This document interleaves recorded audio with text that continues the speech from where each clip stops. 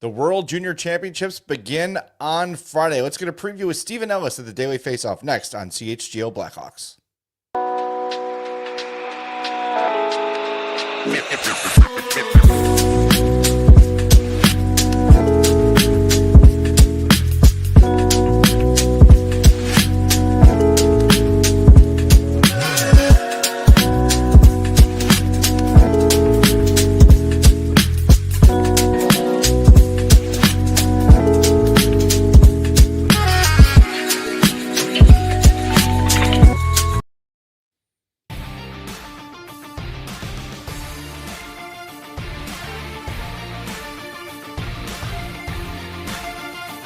Welcome into the CHGO Blackhawks podcast presented by Bet365. Download the Bet365 app. Use our code CHGO365 when you sign up.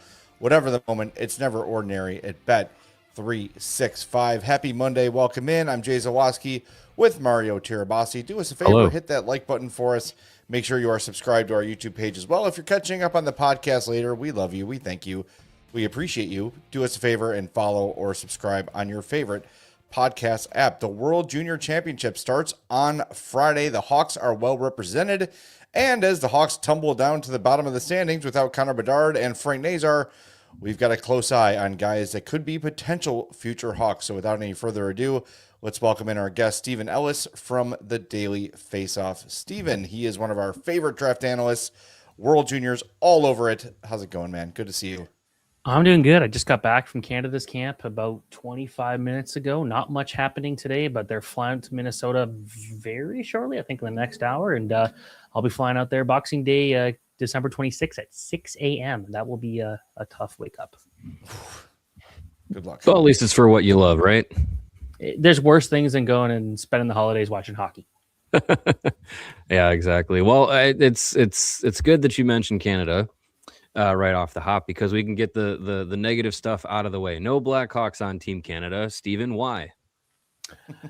They don't like them, apparently. No, I think with Merrick Vanacker, it's a guy I've watched really close this year. I think the big thing with him is it felt like he would have been really well suited for that bottom six, but they wanted to bring someone instead like Carter Bear, who's got a better shot and could. Like I know we've seen the numbers with Vanacker, literally the best goal scoring player in the OHL right now.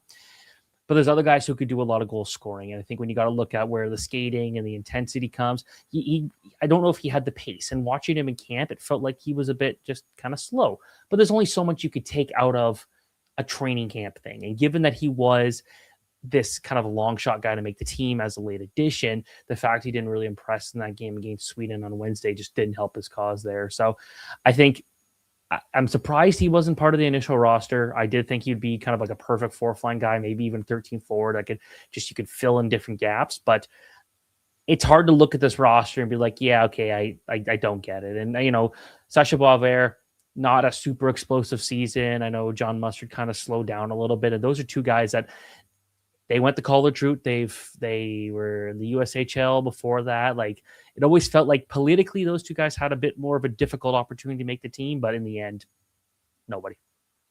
Is that still a thing that is, maybe getting worse between how the maybe Hockey Canada views players that go to the NCAA rather than stay in the CHL? Like, is that still a thing? Because I know that both of the, over the last few years, it seems like the split of players taking those paths has really become pretty polarized. I think like right now, this is the team with the most NCAA players Canada has ever brought, but that is partly because of guys like Martone and McKenna and Veroff and Reshny and Jack Ivankovic being just so important to this team.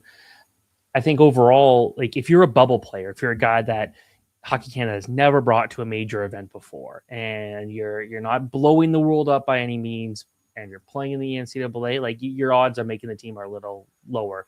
Like Michael Hage is a guy last year that should have been on Canada's team. Wasn't even invited to camp. You look at Dean Letourneau, not brought this year, Boston Bruins prospect. He's 6'7", absolutely massive. I went to go on the day I proposed to my wife. I went to go watch him play hockey first. So it would have been cool to see him at this event. But then, it's overall, I think again, it's hard to argue with the players they're bringing. And if I don't know if it's any worse at this point, but right now there's definitely more NCAA players than we've ever seen in Canada's history. While we're talking about Team Canada, would you look at them at this point as the favorites in the tournament? I'd say so. I know Sweden beat them a couple nights ago. I think it was just some mistakes in that zone, that area, as Canada was just kind of trying out some new lines. Sweden is a group that, for the most part, that core has been playing together for a couple of years now, and that chemistry was clear. I think with Canada, they've got the best scoring depth. I'd say they also have the best goaltending in the tournament. Defensively, you can argue Czechia is up there, maybe Sweden, but overall, like, this is a very strong team and much better than it was last year. With the guys that are going to be there for Canada that are NCAA draft eligible, or NHL draft eligible rather, there's I think two guys in your top three that I think Blackhawks fans now, as they've tumbled down the standings, are going to pay more attention to, with Keaton Veroff and Gavin McKenna. You still have McKenna number one in your draft rankings, while others have had him slip down the board. What have you seen from him this year, and what do you expect out of him specifically for this tournament? He's a super talented player playing on a team that, while they do win a lot of games, a lot of their competition they played early in the year were not very good, which is why it was surprising that he wasn't going out there and blowing the doors off of teams like Long Island or Stonehill. That being said, you watch him in the pre-tournament already, and he already looks like one of Canada's most impactful players. He did score a goal on Saturday. It was just on his own net.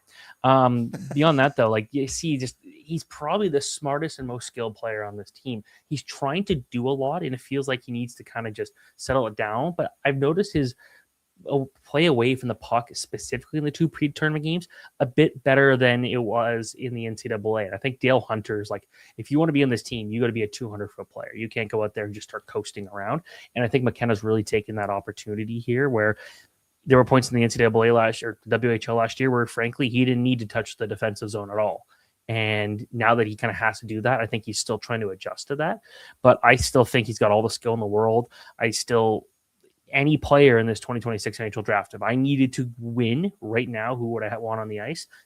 It's Gavin McKenna. And I think that's a guy that I still think a good tournament here, over 10 points, I think is going to put him back in the conversation here, where if you don't have a number one, I think you'll put him back at number one. It's very interesting to hear your critique of Gavin McKenna, because it is very similar to what we had with Connor Bedard here. In his first 2 years was, he's trying to do too much. He's trying to dominate the game. He's too much offensively focused, and he's learning these hard lessons at the NHL level. And Jeff Flashel, for whatever reason, I think I want to give credit to Connor Bedard too, for recognizing the changes he needed to make. And then before the injury was having an MVP type season. So maybe Gavin McKenna is a guy who, a similar path to Bedard, where maybe the path out of the NHL isn't immediately otherworldly, 50 points and 50 goals and 100 points, but maybe it's a slower progression for McKenna too. Yeah, I'd say it's a pretty good, accurate representation there. Like with McKenna, I've watched him absolutely just take over and dominate games. I was there in Finland in 2024 when he scored 4 goals against the Americans to pull off like this unbelievable come from behind victory. Like, holy crap, one of the best single individual games I've ever seen in person. And we've also seen times like at the Hlinka Gretzky where he was just kind of floating around doing a whole lot of nothing. I think in this case, it's interesting. They put him back on the second line for practice today. And while it made sense that maybe he'd play with Porter Martone, a guy he had a lot of chemistry with at the U18s, or with Michael Misa with all that NHL experience, that line just did not work against Sweden. But what did work in the first game against the Swedes was Michael Hage, Brady Martin, and Gavin McKenna. You put those three guys together, I think that's going to just show you, well, okay, Canada's scoring depth is pretty insane. But I think this is going to be an opportunity for him where he's got these two guys who are so smart, difficult to play against. It takes a lot of that responsibility away and lets McKenna do what he's good at. When you look at the last 3 drafts and the top overall guys that have gone, where do you say McKenna lands amongst those guys? Like, do you see him being one of this, hate to use the word generational now because we've experienced how it might backfire with Connor Bedard right out of the gate, at least. But do you kind of put him in that like Bedard, Celebrini level of prospect? I'd say so. I think if I'm rating those 3 guys, McKenna's number 3. I think you look at what Bedard was able to do in his junior year, and there were points where it looked like he wasn't challenged at all. But then he goes to the World Juniors and just obliterated everybody. Now that's just 1 week basically, but what we saw from him there was, okay, the spotlight's on me. I'm going to shine. I'm going to dominate. You see Celebrini, he didn't really get to do that the year afterwards, the World Juniors, but that team was not good at all. And he was probably the best player on that team. For my money, both players should be on the Olympic team this year. But then when you look at with McKenna, there's some. If he was in the WHL this year, doing what probably could have done, probably could have put up 150, 160, maybe 180 points. Like, he would be the undisputed number one. I'm glad he went to college to go out there and do something a little bit different that some of these other guys haven't. Now, I know Celebrini went to college. Celebrini also had a lot more to play with on that team. Like, that Boston University team is a lot more dangerous. So we'll see kind of what happens in comparison there. I don't think McKenna needs to have this massively dominant offensive season to be very good. He just needs to develop as a player. And I think he is more rounded now than he was at the same time last year, which is what you want. And then you throw in that natural skill. I think he's going to be a guy that we're talking about as being a true difference maker in the NHL. Let's move over to Team Sweden. I think that's a team that most Hawks fans will be focused on during the World Junior Championships. They'll have Anton Frondell, the third pick in the last draft for the Hawks, in 25 games with Djurgården. He's got 10 goals and 5 assists. He's kind of been in and out of the lineup, up and down the lineup. I know it's a man's league, it's a veterans league. They're not really worried about developing talent over there. What are your expectations for Frondell? I know he picked up an assist in the pre-tournament exhibition game. What are your expectations for him this tourney? I was a little surprised how quiet he was in those 2 pre-tournament games. Like, he had that one point, but like, he wasn't really a standout in either game. I think what we still are seeing, though, is a guy who could be physically dominant. He could play center. He could play the wing. He has been on the wing throughout the pre-tournament. I think also he's going to be really good in that power play. I just want to see him and Ivar Stenberg go out there and just work together, because Stenberg's just got this great ability to make so much happen around the net. Obviously, we know he's going to be one of the top prospects in this draft, but then pairing him up with someone like Frondell, like, I feel like that's a recipe for success, because Frondell can do all the work to make sure the puck gets where it needs to be. And that's what makes Frondell so interesting, is he doesn't need to go out there and dominate with the puck to go out there and be very effective, because he's going to be a really good two-way player. He's going to grind you down. He's going to be difficult to play against when he doesn't have the puck and he's trying to regain it. So I'm hoping this is a big event for him. Sweden is expected to challenge for gold. Like, this is probably, in my opinion, the toughest contender against Team Canada. And what also helps them is they've got a lot of experience playing together the last couple of years. And with Frondell, we usually expect some big things internationally. I love what I saw early in the season from him in the Swedish Hockey League. His usage has been a little bit off. It feels like he kind of killed his momentum and his confidence early when he's playing well, and then they stopped playing as much. But overall, I still think he's going to be one of the better players in this tournament. I got a story coming out this week of the top prospects in the tournament, and he is definitely one of them. You mentioned his usage with Djurgården. From your perspective, as you've seen, these top European players that have been prospects, top draft prospects, top guys that have been drafted, is it any different with how he's been used in Sweden than it is with some other top guys that have come out of their draft year? And maybe those leagues don't focus on development for NHL teams, but they still try and kind of, give young guys an opportunity. I'd say it's pretty kind of standard. I remember like Lucas Raymond in his final year playing in Sweden played less than he did as a rookie in the NHL. It's like, how do you do that? They just play slightly different hockey out there. And part of it is they'll grind you down. There's a lot of skill over in the SHL, but then at the same time, you got guys who are trying to maximize that bigger ice and could be physical. And these games aren't super high scoring all the time. And sometimes you just need someone who could be a bit more defensive. Like there are so many shutdown defensemen that play in that Swedish league. So I feel like in general, I'm not too worried about his development. Like, he should be, my opinion, should be in the NHL next year. I think maybe sometime in the AHL, who knows? But overall, I still think this season has been an overall success from him, and I'm happy with where his season has gone, especially compared to other guys kind of the same age where it is hard to play in that league. It is hard to get ice down there. So with his performance in the World Junior Championships upcoming, if he does not have kind of a standout dominant performance for Sweden, if he's not one of their best players, would that give you any sort of pause in his readiness, or is it just kind of the, it's just kind of the way the tournament's designed? How, like, it would, I'd say, like, if he doesn't dominate, is it something to panic about? I guess would be the. Here's how I kind of view the World Juniors as a tournament. It's for entertainment. It is just another sample size, a sample portion of the season. I'd say what he does in the SHL playoffs is significantly more important. You want him to be a key part of this team, and if he just goes out here and gets like 1 point the entire time, I would be like, okay, well, that doesn't make a lot of sense. Yeah. But if he's like a 14th best player in the tournament, like, I don't think that's a negative thing either. It's a competitive tournament. Everyone's kind of playing different roles than they're used to. And we have seen in a lot of cases where these guys that have played pro hockey going back and playing a junior tournament, it's actually quite difficult for them to adjust. So, like, we'll see, I guess. But like, I don't think 7 games, 6 games, 5 games, however much it ends up being for him in the end, I don't think that changes his readiness as a player or anything. Like, it could just be like the guy is not 100% of health wise, right? Like, we've seen guys come in here and they're just overcome with the flu or something, or they just got banged up in a pre-tournament game and we didn't get to see them at 100%. It's just a small sample size in the overall season where he's playing over 50 games between regular season, playoffs, tournament stuff. Like, there's a lot of hockey being played.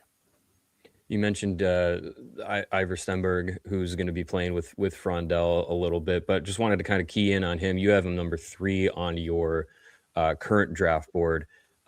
He seems like a guy that outside of Gavin McKenna, for Hawks fans, I would say that they would probably be salivating over, a guy who's able to create plays, score goals, play on the interior. What do you make of his game and what he's been doing in the SHL this year as a draft eligible player?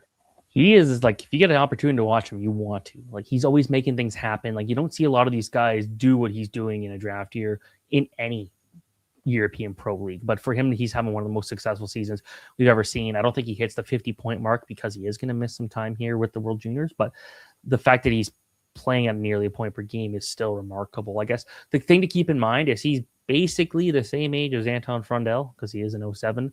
But he's a later 07, kind of like a Gavin McKenna there. And I feel like, so it's not like a true 1-to-1 to other draft eligible guys, but the reality is, like, this is a truly remarkable season. So skilled, so smart, love his shot. We've seen him do so much damage on the power play. I still think he could be a bit stronger. There are some times where he loses the puck a little too easy, even against kids his own age.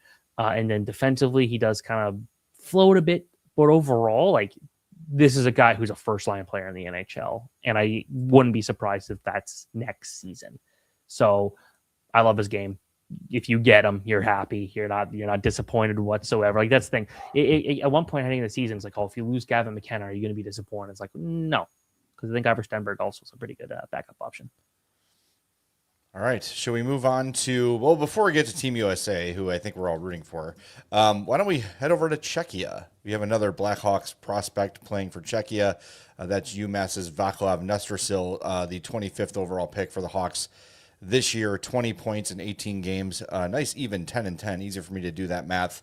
And it feels like, just from, reading the stories, following along with what Nestil is doing, maybe a bit of an early arrival, maybe a little bit better, quicker than people expected. There were some scouts last year who told me, like, this guy is going to just dominate college and be ready very soon for a pro game. Like, I wouldn't be surprised if you probably don't put him in the NHL next year, but he could probably go to the AHL and look really good. The fact he's put up 20 points already this year in 18 games is incredible. Like, he's so good as a shooter, so good as a passer. He's playing all situations for them. Oh, and then he's also got this 6'6" frame, but he's not like a heavy 6'6". Like, yeah, he hits hard, but he's not like, you get a lot of these guys who are 6'6" and they might be 215, 220 pounds. But he's 195, I think it is, 100 or like 190.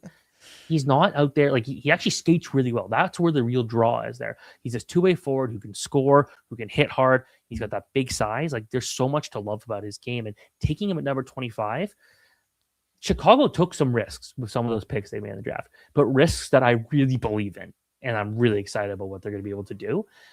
Chicago had an unbelievable draft. And with Nestil, I think he's going to probably be, he's a second line right winger on this Czech team, but he's going to be a guy that is going to just fire shots home on the power play. This is probably the deepest Czech team I've ever seen at this tournament. And that's after playing for a medal the last 3 years. I expect that streak to continue, and just what he's been able to do at UMass this year and what we've seen already from brief international play, just a guy who's you do not want to mess with. He's going to have a great tournament.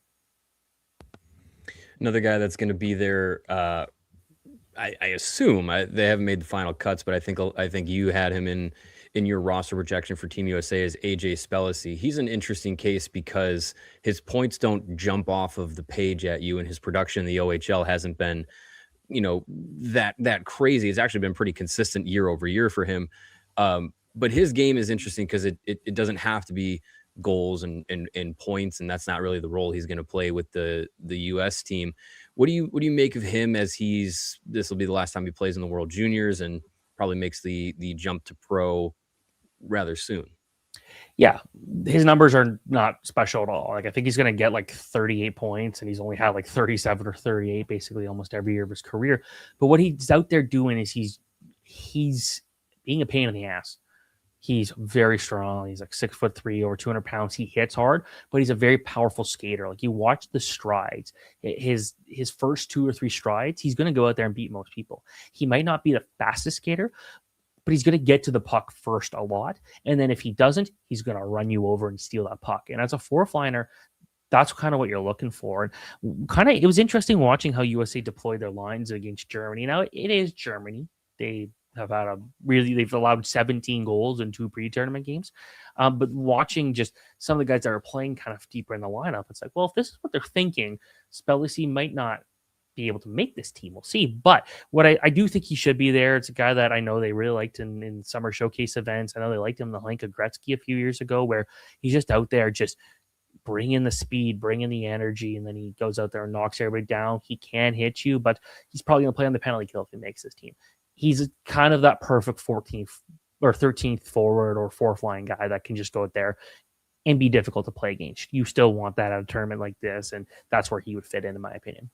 Spellacy sounds like the kind of guy who, as we talk about Team Canada for the Olympics, might keep Connor Bedard off the roster because you want that grindy guy that can go kill penalties and, leading scorer be damned. We need a guy that's going to push people around a little bit, and maybe Spellacy's using that kind of specialist role against certain opponents and that sort of thing. Is that kind of how you see it playing out? That's the thing. Like, he's a guy that you would probably notice him being in his best playing in a medal game. Like, showing up with those minutes, going out there and just feeding off the energy out there. And with him, it's interesting because it's like he would have to knock off a guy who might be a point per game player in the NCAA or a high-end CHL player to get onto this team. But I think he's fully deserving because he plays a style that not many guys on this team can do. What do you make of the US's chances as probably not the most talented team that they've brought to this tournament before, but still a group that probably should be in that gold conversation, would you say? They're definitely in the medal conversation. I'm not convinced they're going to be able to beat Sweden or even Czechia because I just don't love their goaltending, but you just need one goalie to get hot for a few games. That's it. You don't need Connor Hellebuyck every single night, especially Winnipeg Jets playoff Connor Hellebuyck. You just need a guy who's out there just going out there and stealing a game or two, and that's all you really need. And I think with them, watching Riker Lee and Will Zellers yesterday, just 2 guys who were playing on that fourth line and were like the most productive players in that pre-tournament game. Whoa, okay, like there's a lot of depth actually on this team that maybe more so than we were expecting. So I think that's really good. Like, the scoring depth, they're missing guys like Gabe Perreault and Ryan Leonard, but you're asking more out of someone like Will Horkoff or maybe a Cole Eiserman or maybe a Riker Lee steps up or Will Zeller. So I think they got some good depth there. I like their blue line. And then overall, I just think I'd say they're a top 4 team. I don't know if they're going to get a medal, but they're going to be in that conversation, and they're definitely going to be in the medal game, I believe. One of those 2. Riker Lee, property of the Nashville Predators, got my attention the other day for the move he pulled off on My Fighting Irish, just sort of swatting a puck down and bouncing it, almost like intentionally dribbling it between the legs of the defender and just embarrassing Notre Dame for a moment. It's been an embarrassing month for Notre Dame. Didn't need that, Riker Lee. Thank you very much. But that certainly turned some heads. If you've not seen that highlight, folks, go check it out. It's very easy to find. Yeah, Riker Lee it's interesting because I think it was 2 or 3 years ago. He was like 5'3". Like, the very first time I watched him play, like, he looked like he was actually like supposed to play in like a PB game and he got lost. And then you just see like he's like built strong now. He's over 6 foot. He's hitting guys, but he's also still one of the most skilled players. Like he's got that more mid-sized like physical build, but then he's got the skill you're looking for out of a 5'7", 5'8" guy. And watching him going out there pulling off moves, like that was a great move. Like I play on a hockey team where I have a guy who does that like every game, but he's pulling it off against a bunch of bozos. He's not doing it against a guy trying to make the NHL, right? And watching Riker Lee, he danced around 3 guys on a power play yesterday to create a goal. You know, probably he's not pulling that off against a team that actually knows how to defend in their own zone, but man, that looked fun. And that's what he does. He makes fun highlights. It's going to be interesting to see how he plays against the defense in this tournament when the games start to matter. Wanted to ask specifically about one of the defensemen in this tournament that is draft eligible. You had him number 2 on your draft board, Keaton Veroff, playing with North Dakota this year. He's number 1 on other people's draft rankings right now. You know, the Blackhawks, from their perspective, they've drafted a lot of defensemen that are now playing professionally. And as far as prospects go, the defensive draft or depth is not that strong. If they are to land in that top 3 range, where do you see Veroff's game translating, and how far away do you feel like he is from, you know, the NHL? I wouldn't mind another year in college just to kind of have him be more of a dominant role, and there's no reason to rush him.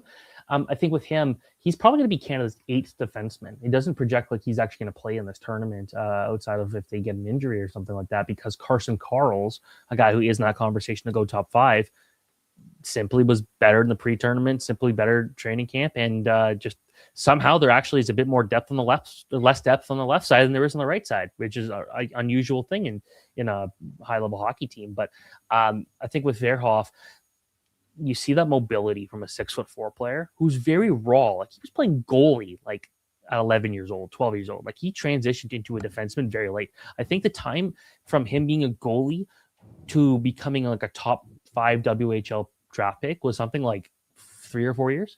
Like that's kind of nuts. You hear sometimes about forwards going back to T, like a Sam Dickinson, but that just doesn't really happen that you go to goalie.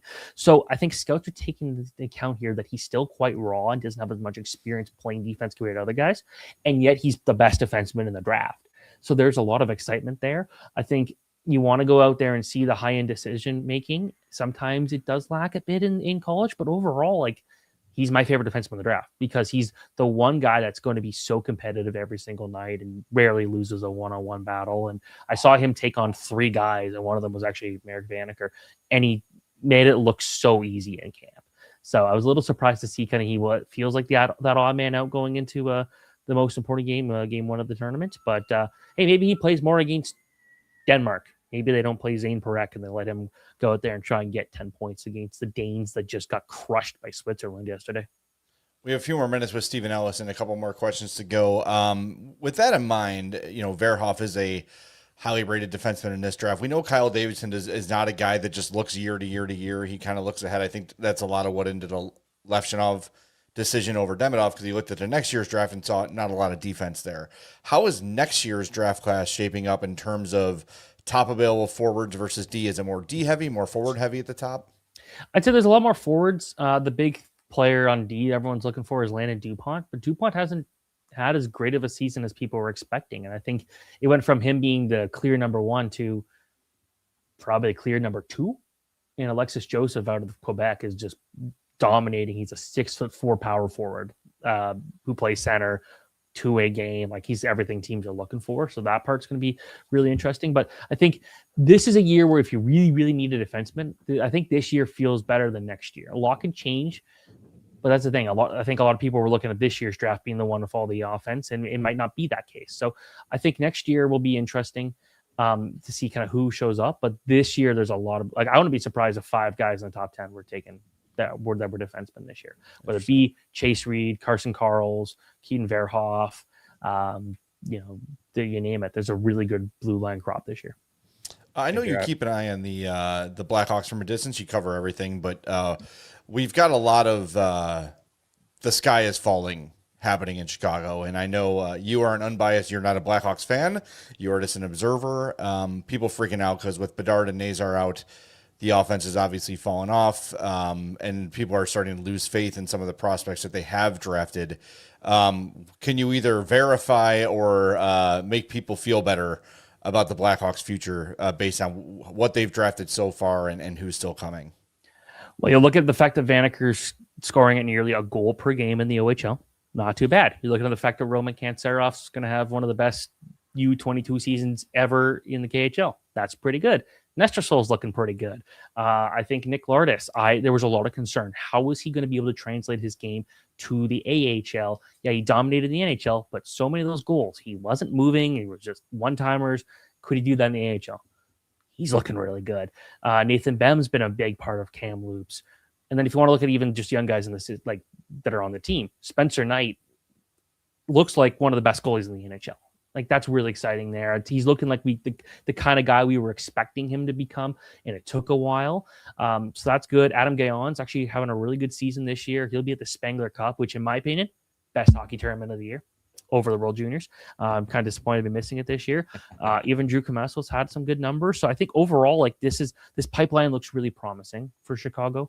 Definitely one of the better ones in the NHL, and enjoy another high draft pick, I guess, this year. I traded for Frankie Nazar in fantasy hockey in 2 leagues, and then he like stopped doing anything, and then he got hurt. It's like, oh, great, awesome, good opportunity. I cleared up some space, so it worked out. And I just dominated my opponent last week, but man, I was really betting high on him. I think he'll be all right eventually. In 4 weeks, you know, I mean, we were talking about it too, even with the 21 game goalless streak that he broke before getting hurt, he was still on a 60-point pace. Yeah. Like that's, you know, and that's kind of as we did our preseason predictions about where we had him points wise. So, you know, if he can get back to that pace when he gets back from his broken face, your fantasy team will be fine. I got rid of him already, but I can't even forget about Mason West, the weirdest prospect of all time. Yeah, let's talk about him. Yeah, most guys, you know, most prospects that get to this point and have played 3 games, it's because of injury. No, he was playing literally a different sport. I don't recall the last time this has happened, and it's awesome. It's really cool. Like, that's another guy who's so raw and just he never saw himself being like a high-end hockey player. Now that he's leaning into it, it's like, oh, I can actually really dominate players out there. So this year always kind of felt like a throwaway in his development because he was going to miss a big portion. But wait till the playoffs. Wait till the USHL playoffs. Wait till next season when he takes the next step up. That's when it gets really interesting, because that's when you really want to see if they made the right choice on him. But teams like multi-sport athletes, they prefer those guys don't continue playing that high-level sport so they don't get injured. You know, I'm no football guy, but that's got to be the worst sport for another guy to be playing. But you know, I still think it's really cool, like his story, and I think he's going to be a really fun player. When you look at maybe the path for him to next year's World Juniors tournament, he's going to be playing at Michigan State. Do you give him much of a chance, or do you think it's just kind of focusing on that'll be maybe his first year playing that kind of level of hockey, only dedicated to hockey, and maybe that's more of his focus? I think he's going to push himself into that conversation for sure. And I think part of that is that we don't expect the American roster to be that good next year. The NTDP from last year and then this season, just not very strong. So I feel like there is definitely a really good opportunity for him to make the team, but it's got to be his full focus. And we know that is going to be the case here. But the fact he's been so productive, and then he's also got this, like, if he was he put up 49 points in 31 games last year in high school. That's not like the most incredible number we've ever seen. It's not uncommon to see guys put up 60, 70 points. But then the fact that he's also 6'6" and it can skate like he does, like, that's what makes him so intriguing. So there's a really high ceiling here. And I feel like as long as he continues to really, like, yeah, I want this year to be just keep building that momentum. And I think we are going to get that. That's why I mentioned the playoffs. Like, that's when, like, if he's looking good, then I think you feel very confident about him in the future. If he's not dominating in January, that's okay. But when he goes to Michigan State, that's a good team. He's going to play with some really good players, but he's got to force his way into a high position in that lineup to make sure he maximizes that ice time. I think he's going to do it. All right, Steven, super gracious with your time. We appreciate it big time. Know it's a busy time of year for you. It's always busy, but especially right now. Have a good time at the tournament, and we'll talk to you soon for sure. Thanks so much, guys. All right, that's Steven Ellis from the Daily Faceoff. Make sure you follow him on all the social medias. He is at StephenPEllis.ca on Blue Sky and at @SEllisHockey on Twitter. So follow him wherever you do your social media-ing. And yeah, any final thoughts before we wrap up? I'm excited for this tournament. It's always a fun time of year. You get you get the holidays, and then you get, a bunch of 18, 19-year-old kids playing hockey for the love of the game and for country, of course. And yeah, it's a fun time of year. I've enjoyed it a lot more the last couple of years than I paid attention to in previous years, because the NHL hockey hasn't been great. So that'll be the case again. But no, it's a lot of fun. I love World Juniors time. And I am very interested to see how Anton Frondell does in this tournament. I know Steven just said it's not the end all be all, but I think going into his draft, it was like, well, he had a really quiet U18s and blah, blah, blah. And he's having a good SHL season. I want to see him. I do want to see him personally dominate for Sweden. Like that would make me feel really good. Just for our vibes, we need that. Sure. Yeah. We need that. It's the Bears game can only carry us so far. we need a vibe improvement. It's still carried me 48 hours later. Yeah. All right. I'm not going to lie. I have watched the highlight of the overtime winner 6 times since we started the show. Mm-hmm. So I've been cutting back, but I'm ramping down, but I'm still checking in every 10 minutes or so. One day, Jay, we will have a game important enough to have 15 people in the studio going crazy for the Blackhawks. No, that's never going to happen. The GM needs to be fired. Everyone's an idiot, and the Hawks will be bad forever. All right. Okay. One of us will be right. We will talk to everybody tomorrow. Hawks and Flyers. Puck drop is at 8 p.m. One of those lovely national broadcasts, but at least it's on TNT and not on ESPN. 8 p.m. on TNT. Is it? It's not at 8:52.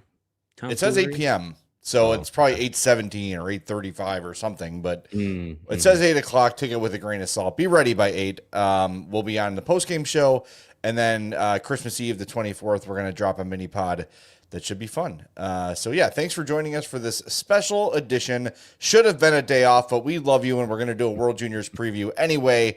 CHGO Blackhawks podcast. Do us a favor, hit that like button. We will talk to you tomorrow night after Hawks and Flyers right here on the CHGO Blackhawks podcast presented by Bet365. We all silly like the mayor.